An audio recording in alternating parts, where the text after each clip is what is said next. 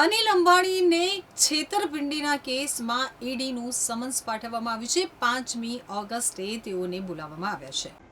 Enforcement ડિરેક્ટોરેટે 3,000 કરોડના loan છેતરપિંડી કેસમાં રિલાયન્સ ગ્રુપના ચેરમેન અને એમડી અનિલ અંબાણીને સમન્સ જારી કર્યા છે.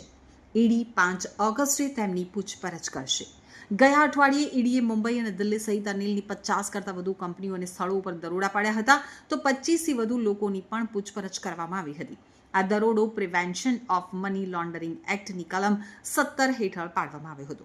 અહેવાલો અનુસાર આ કેસમાં પૂછપરછ માટે આ સમન્સ મોકલવામાં આવ્યું છે.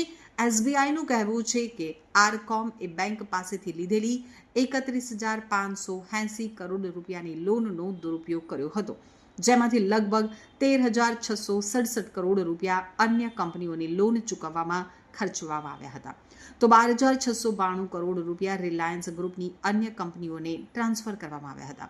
એસબીઆઈએ એમ પણ કહ્યું છે કે અમે આ મામલે સેન્ટ્રલ બ્યુરો ઓફ ઇન્વેસ્ટિગેશન એટલે કે સીબીઆઈમાં પણ ફરિયાદ નોંધાવવાની પ્રક્રિયામાં છીએ.